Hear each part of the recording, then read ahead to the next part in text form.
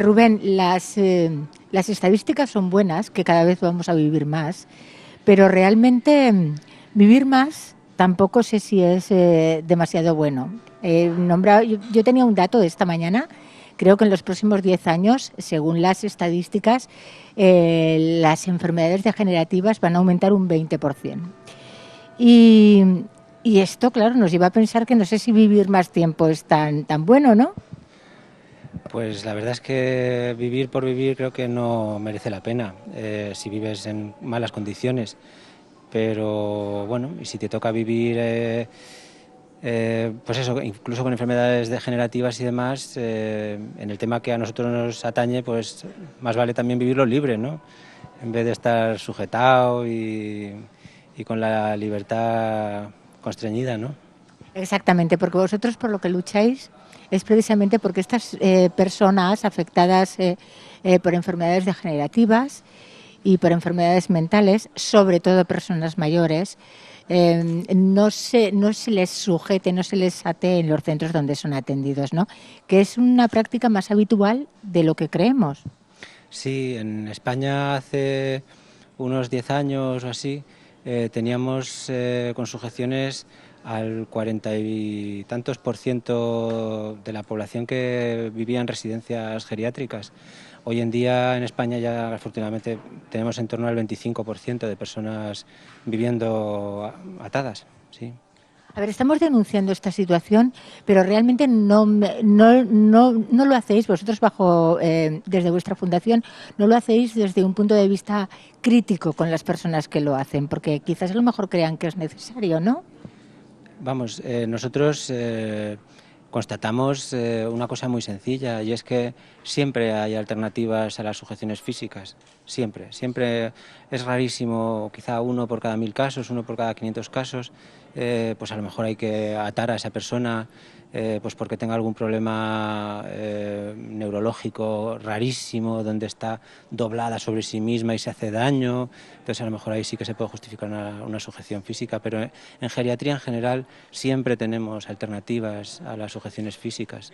Es lo que nosotros hemos podido demostrar con socios como Sanitas en estos años, o no sé, o como Artevida. Rubén, estamos hablando de instituciones donde se atienden las enfermedades degenerativas o estamos hablando en general de instituciones geriátricas y de residencias donde llevamos a nuestros padres, a nuestros abuelos y donde creemos que nuestros padres y nuestros abuelos están muy bien atendidos. Sí, a ver, nosotros estamos especializados en que centros geriátricos eliminen totalmente el uso de sujeciones y en esos centros ahí normalmente viven ancianos con enfermedades degenerativas, neurodegenerativas como demencias o con grandes síndromes geriátricos en general. Y estas personas muchas veces son sometidas al uso de sujeciones y no lo necesitan. Pero en España es una práctica tan habitual y tan común que muchas veces no nos planteamos alternativas o pensamos que no hay alternativas porque a lo mejor no tenemos la formación suficiente y tal. ¿Cómo es la vida de una persona que vive así? Porque me imagino que vosotros sabéis y quizás es bueno decirlo para que nos hagamos una idea de cómo realmente vive una persona que está apartada de su familia y además pasa mucho tiempo o poco, no lo sé, explícanos, de su vida atado. Sí, en España la mayor parte de las sujeciones se dan a diario, o sea que son personas que viven en nuestras residencias atadas todo el día, atadas durante toda la noche o durante todo el día o durante todo el día y toda la noche. Las sujeciones que se usan puntualmente son más bien raras. Lo normal en España en los centros geriátricos es el uso permanente de sujeciones y eso son condiciones de vida tremendas. Imagínate que yo ahora te atase a ti aquí a la silla, te aseguro que en muy poco tiempo empezarías a ponerte nerviosa, empezarías a sentir ansiedad. Si te ato de según qué maneras, por ejemplo, ya no podrías rascarte y las personas estamos todo el rato rascándonos sin darnos ni cuenta.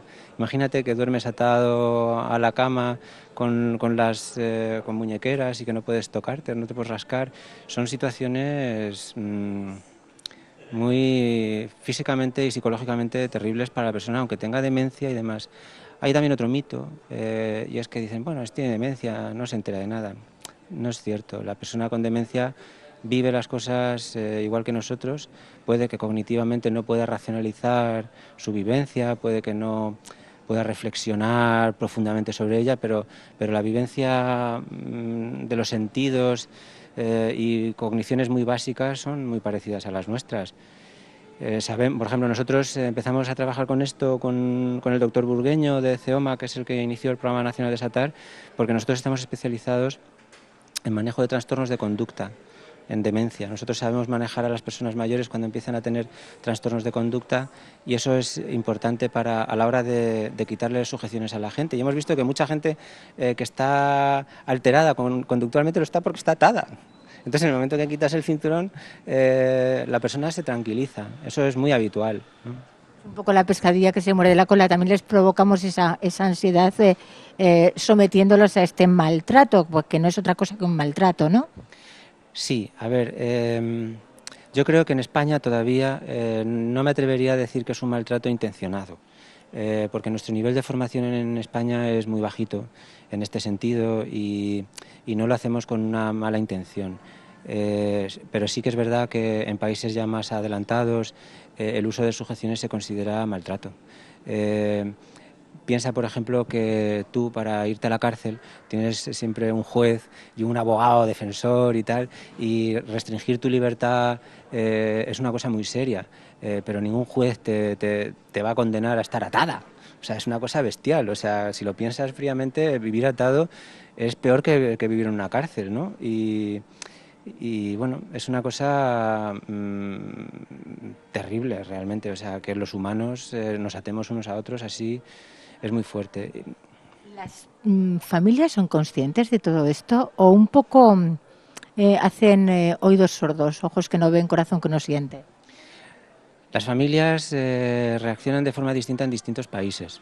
Por ejemplo, en países como escandinavos, pues nadie concibe atar a una persona mayor. En Japón no se entiende cómo vas a atar a una persona mayor. En España, como son tan generalizadas las sujeciones, las familias, en general, la mayoría de las familias lo rechazan. Pero hay algunas familias que, como lo ven continuamente, piensan que es seguro, que es más seguro atar a la persona mayor y así no se cae y así no se hace daño, cuando lo que sabemos es que es justo lo contrario. ¿Cómo es vuestro sistema de docencia, por llamarlo de alguna manera? ¿En qué consiste vuestra labor? Porque vosotros, no, aunque parezca que estamos aquí denunciando algo, no estáis actuando en contra del colectivo de enfermería o médico, no, simplemente colaboráis con ellos para implantar otro tipo de sistemas, de protocolos, ¿no? Claro, nuestra labor es básicamente de consultoría con las empresas. Las empresas que se dedican a la geriatría tienen una serie de sistemas internos que precisamente dificultan el trabajo sin sujeciones, o sea, están ajustados para poder trabajar con sujeciones. Eso es una cosa que hay que cambiar en los propios sistemas de gestión. Y en el caso de los profesionales, les intentamos, por un lado, hacer vivir en carnes propias lo que es vivir con sujeciones, y luego, sobre todo, les damos alternativas. O sea, hablamos de casos de personas, cómo se las puede ir desatando de forma concreta. Y una vez que los profesionales lo ven, automáticamente cambian de actitud y se vuelven fieros defensores de una vida libre de sujeciones. Hace poco estuvimos con una gente encantadora, que son los inspectores de la Comunidad de Madrid. Nos pidieron que habláramos con ellos y tal, y fue, la verdad, muy bonito ver cómo el cuerpo de inspectores está preocupado por garantizar la calidad de vida de las personas que viven en estas residencias, y ellos estaban todos súper interesados en ver cómo podemos cambiar esta realidad, ¿no? O sea, muy bien, la verdad. En cualquier caso, estamos hablando de un tema complicado porque suenan muchas cosas. Cada cierto tiempo surgen en los medios de comunicación noticias, y siempre malas, sobre mala praxis, malas prácticas en nuestros geriátricos, en nuestras residencias para ancianos. No sé si tiene algo que ver o no sé si el hecho de que no podamos solucionar más el tema viene por ahí o debería haber más regulación por parte administrativa. ¿Cómo coordináis vosotros todo esto? Hombre, las malas noticias de los geriátricos es curioso, tienen hasta una estacionalidad, yo creo, que suelen ser en agosto. Cuando los periodistas no tienen noticias, es cuando se van a los geriátricos a ver. Me tomaré eso como como una alabanza. Yo te digo lo que yo sé, o sea, eso creo que es así, o sea, suelen ser en verano. Eh, pero, pero ahora bien, yo creo que este trabajo que tú estás haciendo, por ejemplo, es muy importante. Yo creo que más que denunciar es empezar a sensibilizar. Oiga, como sociedad estamos haciendo cosas mal.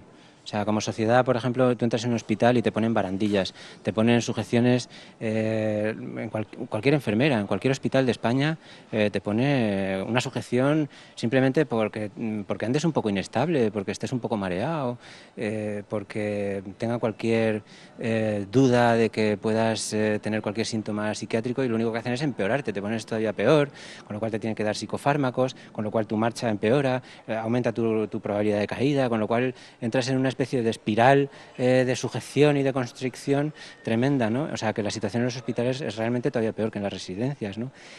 Lo que ocurre que en las residencias es más fácil de evitar. Es un entorno más pequeño, es organizativamente más sencillo desatar en una residencia, y los hospitales son más complejos. O sea, ya hablaremos de hospitales en España dentro de unos años, pero este trabajo que estáis haciendo vosotros es magnífico, porque la gente no quiere oír hablar de estas cosas, no quiere oír hablar de esto. Sí. Es un tema complicado para todos, pero esto me sorprende, esto de los hospitales, porque realmente sí que es verdad que todos hemos notado cuando vamos a un hospital cierto trato que a lo mejor lo vemos muy frío.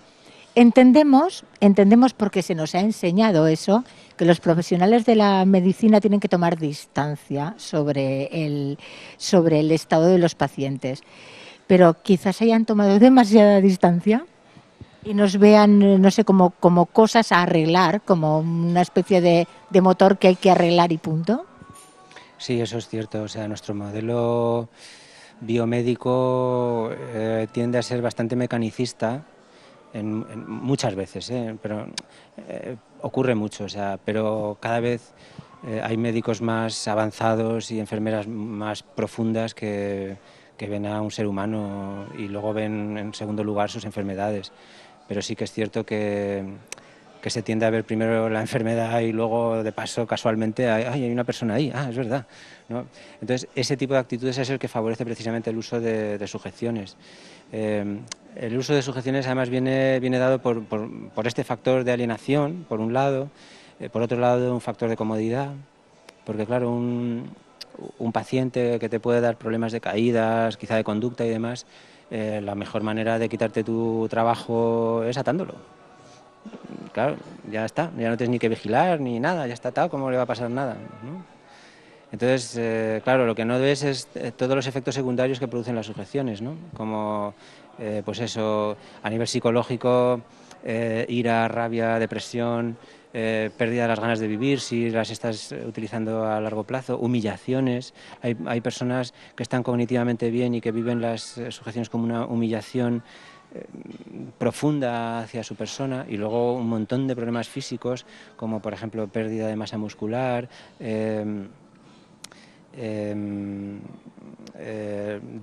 desmineralización de los huesos, vamos, casos de osteoporosis y fracturas simplemente por estar ya osteoporóticas después de haber estado 2 años atadas, o por ejemplo estreñimiento, son así, úlceras por presión, neumonías. Si tú a una persona la tienes atada todo el día, su pulmón no funciona bien, se infecta con más facilidad.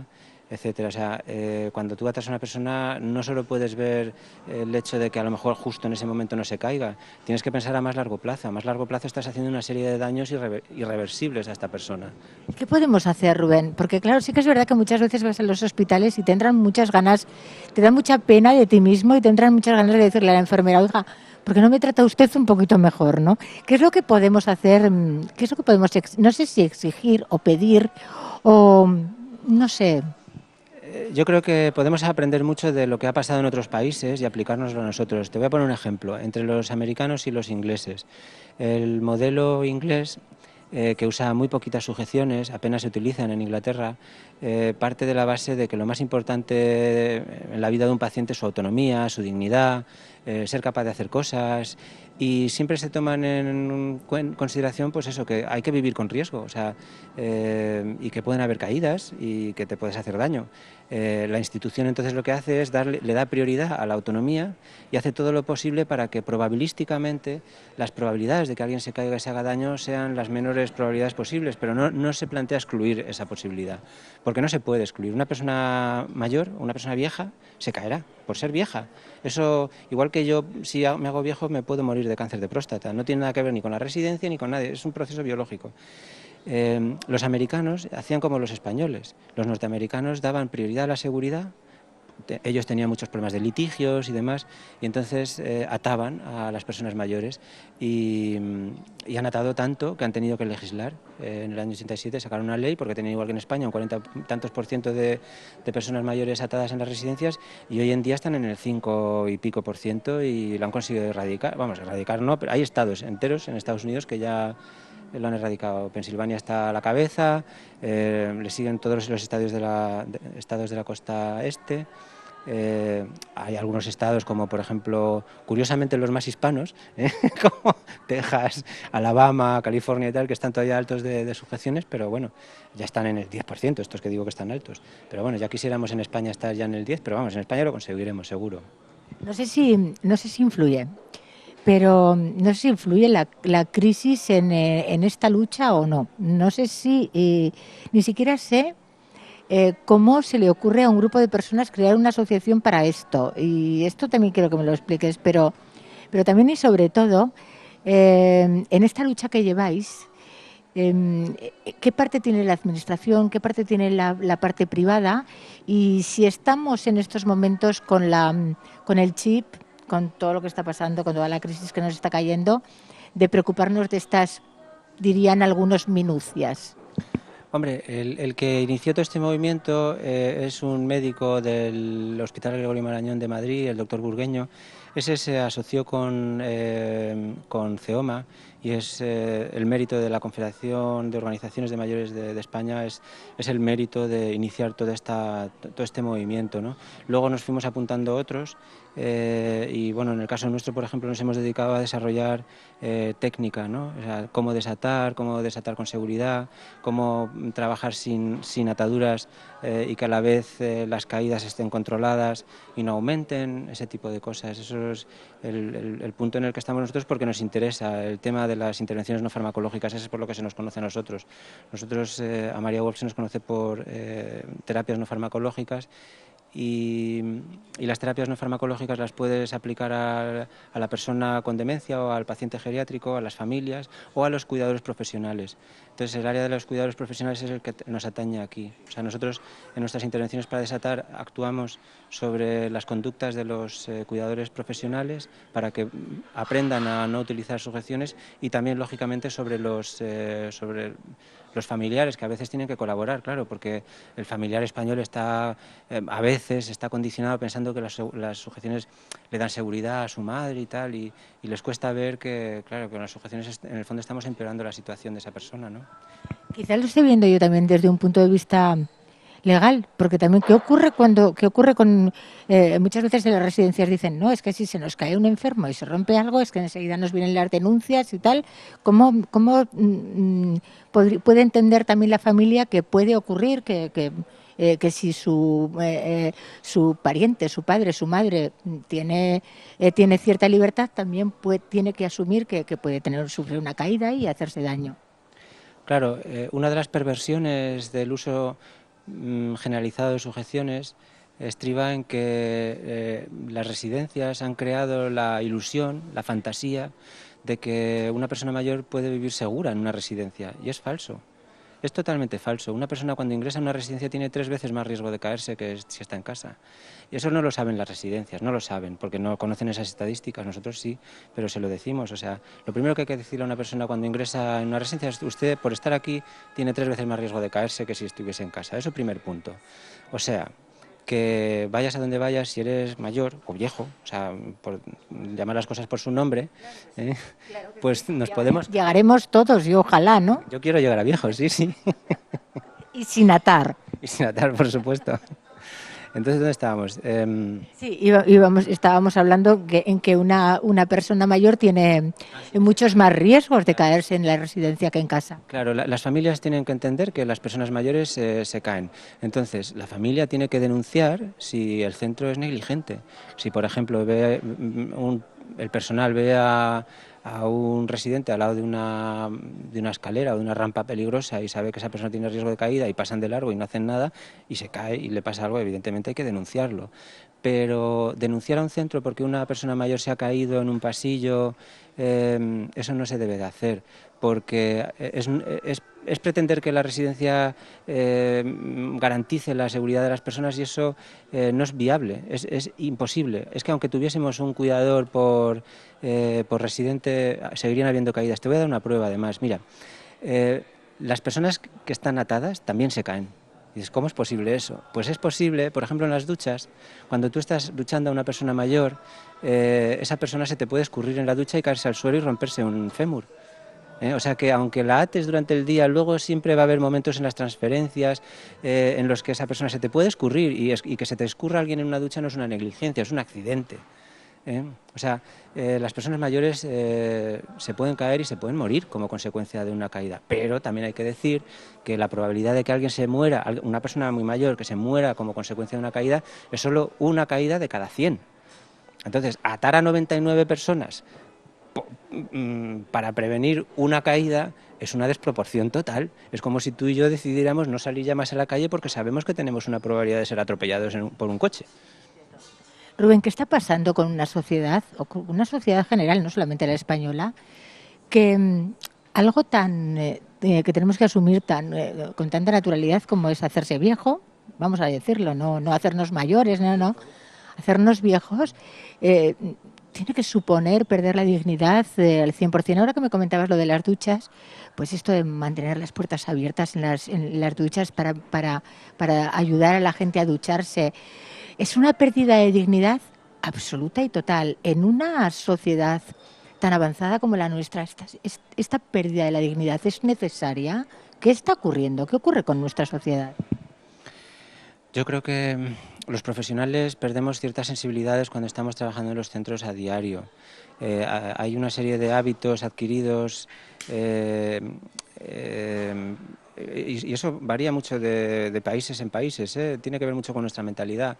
Entonces, eso de duchar a personas con puertas abiertas, lamentablemente se sigue viendo mucho, y fíjate, yo creo que las personas tenemos dignidad aunque ya no lo sepamos. O sea, nosotros en María Wolf trabajamos mucho con demencias, y la mayoría de las personas para las que trabajamos no saben que tienen dignidad, pero somos nosotros los que sí que lo sabemos, los que tenemos que garantizar que esa dignidad se pierda lo menos posible. La pérdida de la autonomía implica siempre una pérdida de dignidad, quieras o no, porque es mostrarte a ti mismo y a los demás que has perdido autonomía, que eres muy dependiente. Esas cosas duelen muchísimo, aunque ya no te duelan a ti, porque ya no eres consciente de que has perdido, ¿no? Pero yo creo que nosotros debemos de garantizar a estas personas mantener esa dignidad, mantener las puertas cerradas, no tenerlas atadas, porque es humillante estar atado. Imagínate que yo te ato y te dejo ahí en la calle atada y tú no te puedes desatar, y nadie te hace ni caso, y nadie se preocupa por ti, y nadie te intenta desatar, y ¿entiendes? Eso lo vivirías como una humillación total, seguro. Absoluta, absoluta. Terminamos, pero ¿cómo podemos colaborar? ¿Qué podemos hacer? O sea, imagínate gente que seguro que ve esta entrevista y que piensa, pues un poco como yo, jolín, no me había planteado esto jamás. Y es algo que pasa todos los días, que a lo mejor le está pasando a un abuelo nuestro, que está sucediendo en nuestra propia familia, que no somos conscientes. ¿Qué podemos hacer? ¿Cómo podemos ayudar? Y aparte de cambiar de actitud, pero con asociaciones como la vuestra. Hombre, pues eso, como estáis haciendo vosotros, diseminar estos mensajes, decirle a las familias que hay que aceptar riesgos, no litigar porque sí, de verdad informarse bien para saber cuándo una cosa es una negligencia y cuándo una cosa es un accidente. Yo creo que, sobre todo, exigir que no se utilicen sujeciones. O sea, tomar conciencia de que el uso de sujeciones es un atentado bestial a la dignidad de la persona y que los profesionales estamos todos perfectamente capacitados para encontrar alternativas que preserven la libertad de las personas y esa dignidad. A mí no me gustaría terminar sin hacer un llamamiento desde aquí al colectivo de las enfermeras y los enfermeros tan necesarios, porque es que además son los que tenemos más cercanos en los hospitales y sin embargo muchas veces que toman tanta distancia, que nos miran tanto como una cosa, como muchas veces como con desprecio, respetando absolutamente toda la buena labor que hacen, ¿no? Pero ¿qué podríamos decirles para decirles, oiga, tráteme usted mejor, por favor, que estoy aquí enfermo y además, pues no sé, necesito que me traten de otra manera, necesito que me traten con dignidad? Hombre, yo personalmente creo que entre los sanitarios pasa un poco como los curas. Hay tantos que hay de todo. Y efectivamente hay gente que no lo hace bien. La mayoría yo creo que lo hace regular, pero los que no lo hacen bien, pues yo creo que lo hacen por miedo. O sea, no se atreven a ponerse en la piel del otro. Es comodidad también en parte. Pero vamos, básicamente tener en cuenta que tenemos personas. Trabajamos primero con personas y luego con enfermos. Yo creo que esa es la clave de todo esto. Rubén, pues terminamos y me gustaría terminar con eso, con que tenemos que ponernos en la piel del otro porque alguna vez ese otro seremos nosotros, ¿no? Puede que sí, sí. Yo espero que no, ni tú ni yo, pero alguna vez nos pondremos enfermos seguro y veremos que somos súper vulnerables todos. Muchas gracias, Rubén, y muchísima suerte con esta loable acción que hacéis. Gracias. Gracias a vosotros. Bien, ¿no? Bueno. Qué bien. Sí. Oye, ¿cierro? Sí. Qué maravilla, ya te he dicho.